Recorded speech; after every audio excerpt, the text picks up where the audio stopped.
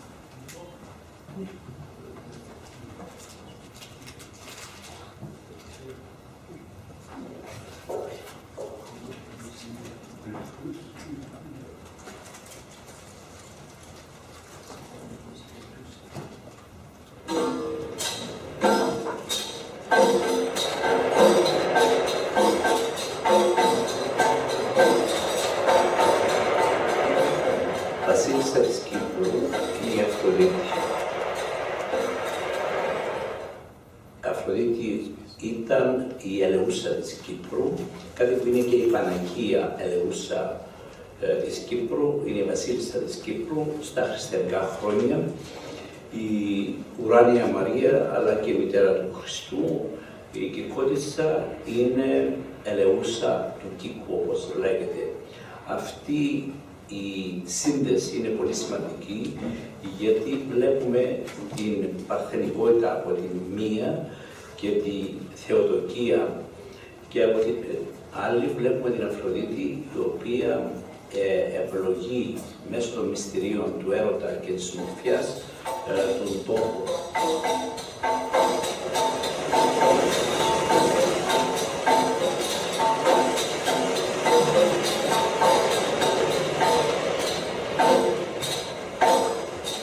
Of course, when one lives in Cyprus, one has to be interested in Aphrodite, because we hear about Aphrodite all the time.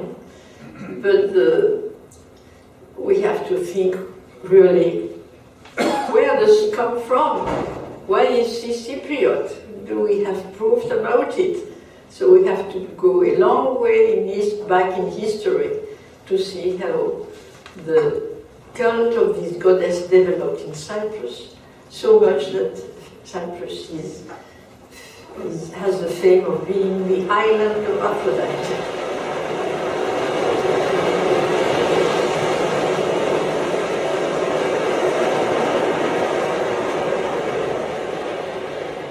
Hesiod is the first and the only one to say that Aphrodite was born from the foam in the sea and that she came to Cyprus. And all the mythology is based on this tradition referred to by Hesiod. And Hesiod says that she is called Aphrodite because she was born from the foam. But in fact, Aphrodite cannot be explained, according to Greek, to scientists, as coming from Aphros and Diti, because Greek words are not constructed in this way. And Aphros means, of course, foam, but Diti does not mean coming out, it means going down, Dio. So there are other things now that the name Aphrodite does not mean born from the foam, but it is the Hellenized name of an Oriental type goddess.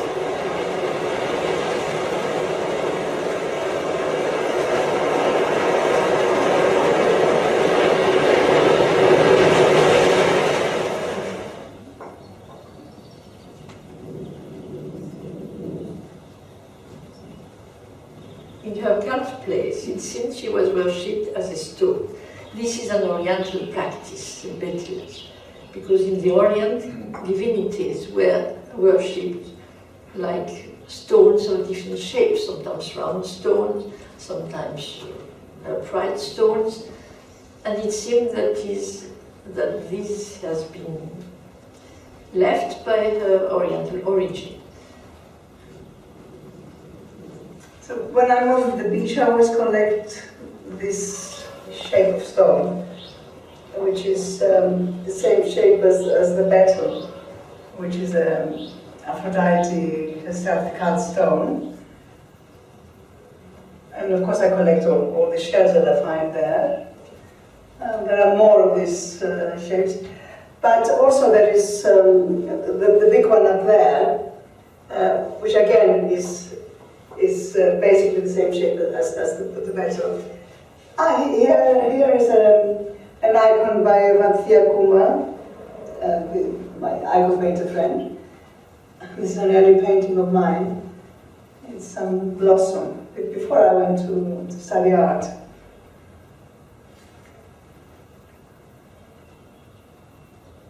This stone here, as you know, is called by the village people the Panagia Galataria, the Virgin Mary, the milk giver. And it's very interesting, of course, that it's in the sanctuary of Aphrodite. And obviously for centuries, people used to come to the sanctuary to pray to Aphrodite and to ask for milk. And gradually, with Christianity, the cult continued. But of course, they used to pray to the cult stone, which is now in the museum. Yeah. And then when that was moved, they began to come here. I'm sure it carries on today too. People they pray in churches now as well. Yes, there are many icons of Virgin Mary who are called Lactotrophusa. That means milk giver. So the idea is passing from one adoration to the other. Η Κύπρος είναι ένας πανέμορφος τόπος, ο οποίος μπορεί να συνδυάσει και αγιότητα και ομορφιά. Γι' αυτό στο επίπεδο των αρχετύπων, Αφροδίτη και Παναγία, η μία εκφράζει η Παναγία του αρχέτυπο του θήλεως κόσμου, η άλλη εκφράζει την ομορφιά της θήλεως ψυχής και σώματος, πράγμα το οποίο ενέπνευσε τις τέχνες, τα γράμματα και γενικά τον πολιτισμό. Έδωσε δείγματα μεγάλης γραφής. As we can see, behind me is the ancient temple of Venus, and some meters away of that is the church of the Holy Virgin Aphroditisa, as the locals were calling the church. Even for the building of the church were used ancient stones and spolia, which were brought as it seems from the ancient temple. We can see here one of these cases where the first of the names written on that is Aphrodite. Both virgins were sharing not only the same name. We have the name of the church here is a Holy Virgin Aphroditisa, but also same attributes.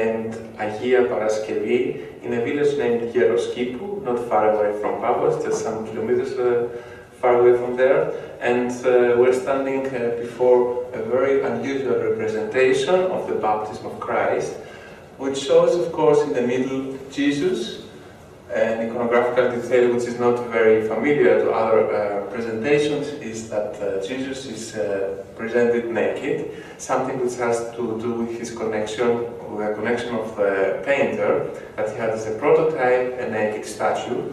And then on the right side we can see something very unusual for the iconography of the scene, which is an emerging female feature from mushroom, from shell. And this is very unusual because it has to do with Venus. It has to do with a person which was venerated here in the area. And it's very unusual in the Byzantine art, and it's unique, I would say. We cannot find a similar iconographically huge feature which can be found in the whole Orthodox world. And instead of having just a personification of the female sea, we have the personification of a person which actually has to do with Venus. So Wanasa means the powerful, because it seems that she has inherited this feature from her Oriental origin. And she may have been called a sovereign by the local people when the Greeks came. This is how we can explain that. Η εικόνα της Παναγίας το ονομάζεται Παντάνασα και συνδέεται πάλι με την επωνυμία της Αφροδίτης ως Άνασας και βλέπουμε ότι διατηρείται αυτή η επωνυμία μέσα από τη διάρκεια των χρόνων και έρχεται μέχρι σήμερα. Η εικονογραφία της Παντάνασας, της Χρυσοπαντάνασας, εντοπίζεται σε πάρα πολλούς ναούς της Κύπρου. Πολλοί ναοί παρουσιάζουν αυτή την επωνυμία, Χρυσοπαντάνασα στο Παλαιχώρι και σε άλλους ναούς της Κύπρου και συνδέονται, πιστεύουμε, και με τη θεά Αφροδίτη.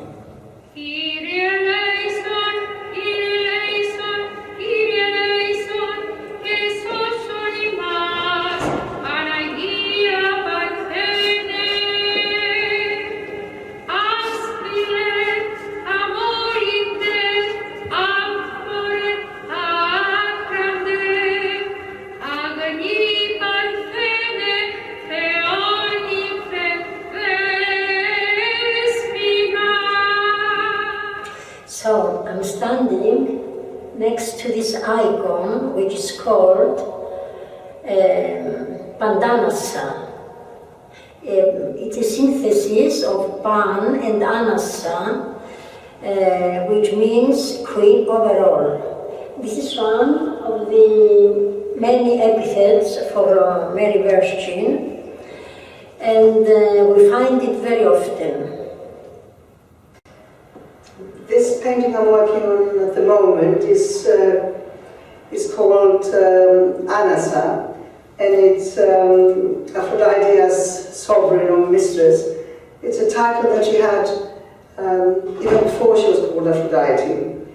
And of course it's a title that the Virgin Mary has today, which is Pandanasa, which means Queen or Mistress or Sovereign of all. But also it could mean Panda Anasa, always a sovereign, so always the female figure is primary. This icon is called Vipandanasa. She's sitting in a throne. She's sitting in a throne with two angels at her side, with this strict but beautiful expression in her face. And really, she looks like a queen. She's the queen of her all.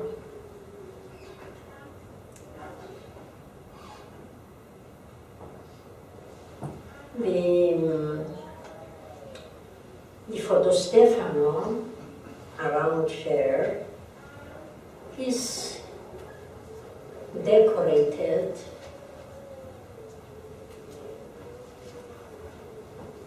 Also, they say that Aphrodite was the lover, had Ares, the god of war, as a lover. And in fact, from her origins in Oriental mythology, she was a goddess of war. So it's perhaps not by chance that she has become in Greek mythology the lover of Ares.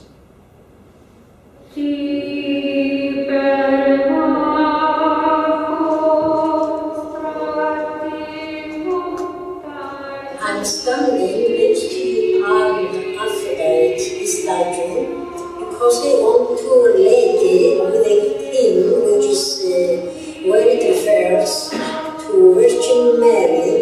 She's called General in this hymn because when Byzantium was besieged by hordes of barbarians from the surrounding areas, the people were desperate and they were sending warm prayers to Virgin Mary for help and to lead the army against the enemy. Indeed, the emperor's army gained victory against the enemy, and therefore this hymn was composed in her honor.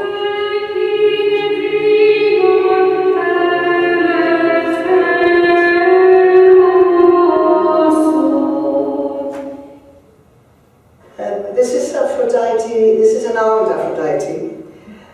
And in Cyprus, she was known as Aphrodite Enchios, which means the one who carries the spear. And in fact, there is a mosaic in Paphos with her carrying the spear. She was mainly a Spartan goddess, the armed Aphrodite, but we have several in Cyprus as well.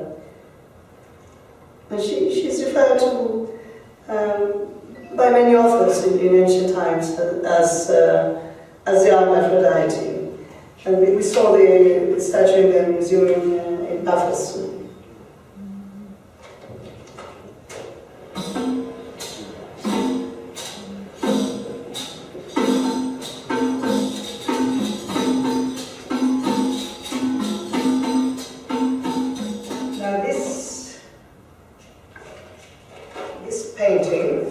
Is called, it's about celestial Aphrodite,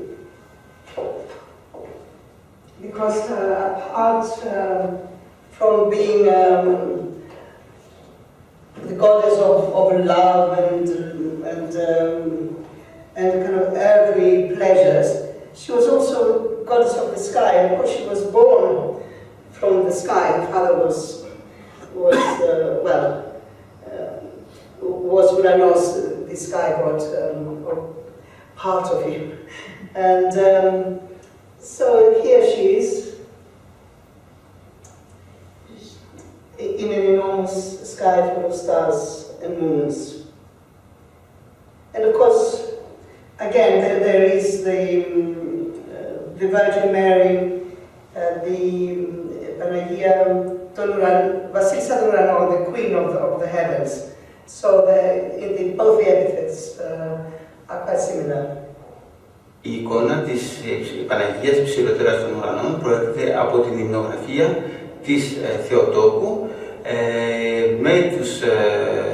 και την εικονογραφία της Παναγίας άνωθεν οι προφήτες.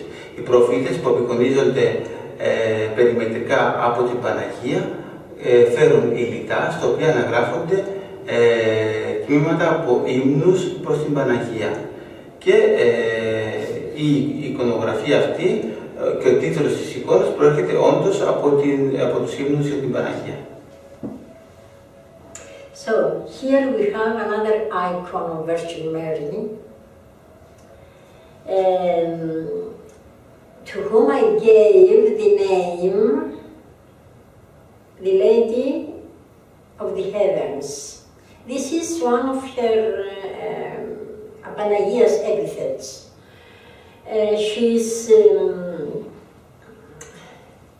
She's between two cherubims, and she's as if she's coming out from these clouds into the heavens.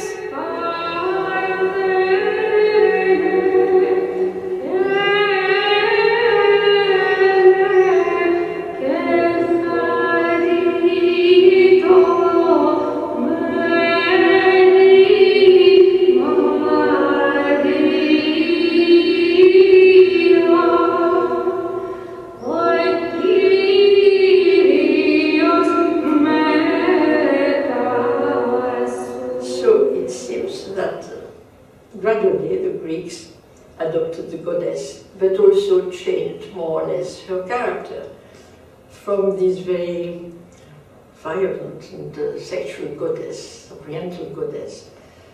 And they made a very civilized goddess of love, which is characterized by beauty, seduction, charm, which were not her first attributes. She became the charming goddess of love. She was before a very strong goddess, a very strong sexual goddess, who protected, of course, the human race, but also fertility in fields and fertilities in all the production of the soil, and especially she protected the copper, which was the main wealth of Cyprus. We are now in the walls of the ancient town of Paphos, where there was a complex of 3 caves dedicated to Saint Agapitikos, to Saint Nisitikos, and to Saint Exorinos, translated from Greek, the saints dedicated to love, to hate, and to the exile. According to the old cult, if a girl was in love with a person, she had to come here, and this person was not responding to her love. She had to come here and to take dust from the floor or from the grave, which is in the middle of the floor of the cave, and to throw this dust in the glass of water of her beloved one. And if someone was hating another person or wanted to send him in exile, he had to do the same thing, taking dust from the floor of the other 2 caves. We find a similar presentation in the scripts of Pausanias, where he describes that the statue of Venus had 3 sides and were dedicated to the love, to the hate, and to the exile. And we have also the names of Venus, Venus Epistrophia, Venus Apostrophia, and of course the well-known figure of Eros, who was pointing with his arrow to the heart of the beloved one.